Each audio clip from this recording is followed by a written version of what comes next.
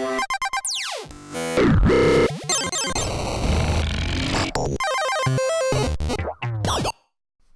guys, User Johnny here, and today I have a pretty cool video for you guys. A while back, I saw a tweet via Android Authority about the trial program that LG was having for the G4. I threw in my name thinking that there'd be no way I'd get a chance to be part of the program. A few weeks passed and I completely forgot about signing up until I got this at my doorstep. This, ladies and gents, is LG's new flagship phone, the LGG4. Now before I continue on with this review of the phone, I want to throw it out there that my current phone is a Google Nexus 4. That's right, I'm still rocking the Nexus 4, a phone which also happens to be made by LG, and for the past 2 years, it stood the test of time. Sure, it isn't as fast as today's phones, but it still gets the job done while still receiving updates from Google and most importantly running stock Android. However, if there's one thing that I absolutely hate about the Nexus 4, it would have to be the camera. Yes, at the time of buying the phone I was already aware of the camera's subpar performance, but I was never one to use my phone as an everyday camera. But thanks to the rise of social media, I found myself using the camera on the daily, and the more that I used it, the more I realized just how subpar the Nexus 4 camera was. This led me to ensure that my next phone would be equipped with a top-spec camera. So along comes the G4, and LG has been promoting the crap out of the G4's 60-megapixel camera with a 1.8 aperture lens. It's as if LG knew I was dying to have a smartphone with a killer camera. But before we talk about the G4's camera, let's talk about the other aspects of the phone. Under the hood, the G4 is rocking a Snapdragon 808 processor with 3GB of RAM. LG may have opted with the 808 over the 810, as the 810 has been known to overheat, which leads to throttling. But despite the 808 not being the fastest chip that Snapdragon has to offer, it's done a great job with handling everything that I've thrown at it without any noticeable slowdown, stutters, or heating issues. The G4 has a 5.5-inch Quantum IPS display with a 2560 by 1440p resolution. Quantum is just another way of saying that the display will have vivid colors with great contrast and deep blacks. The display looks absolutely great. Nothing looked oversaturated or off. It's able to get extremely bright, which is helpful when using outdoors, and the IPS display allows for great viewing angles. On top of this, the 1440p resolution makes it so that everything is nice and crisp, and helps make things such as viewing photos, watching videos, or reading text that much more enjoyable. One last thing to note about the display is that it has a slight curve to it.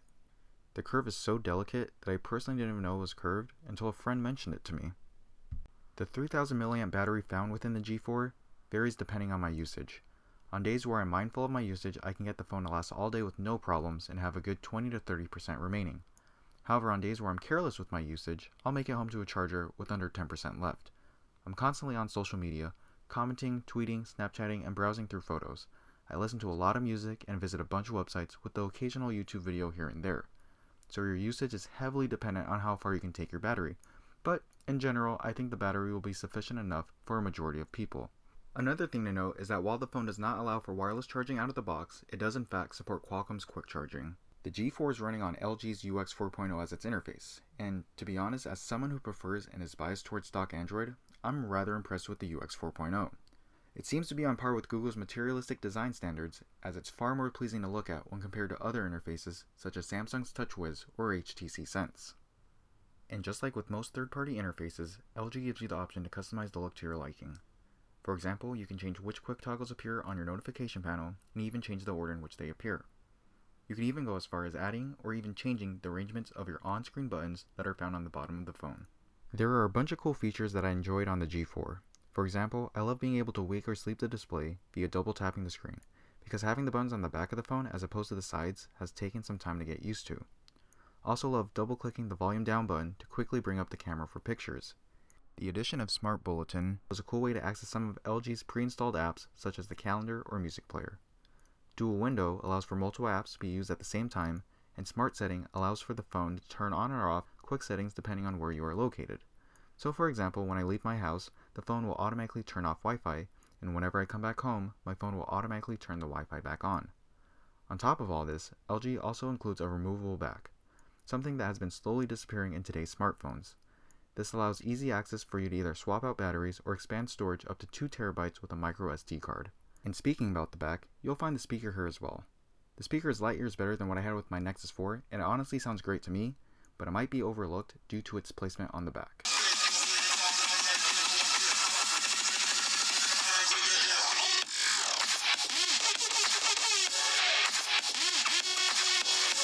So by now you're wondering, Did LG deliver with the camera on the G4? In short, yeah, they did. The camera is a fantastic shooter and, as expected, is a massive upgrade from my Nexus 4. The software is easy to use with the expected features right at your fingertips.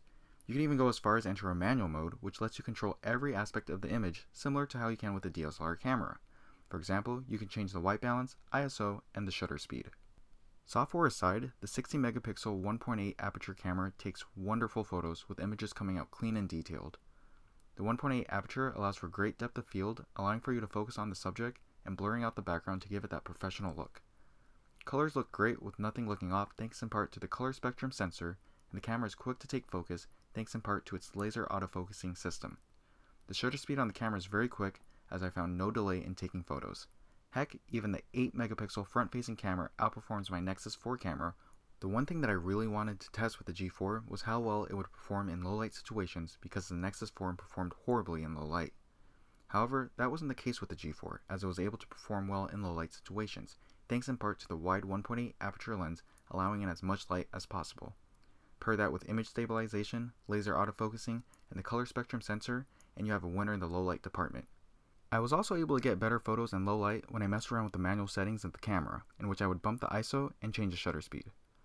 All in all, the camera is a winner in my books, and if you're still not somehow impressed with the G4's photo capabilities, it does allow for shooting video to up to 4K resolution alongside slow motion at 720p. So what is my conclusion on the G4? If I had to buy a flagship smartphone today, I would pick the G4 for a number of reasons. I love the size of the phone. It's large, but not overly large. The display is gorgeous to look at. The interface, while not stock Android, is clean enough for my liking and, in my opinion, far better than the others.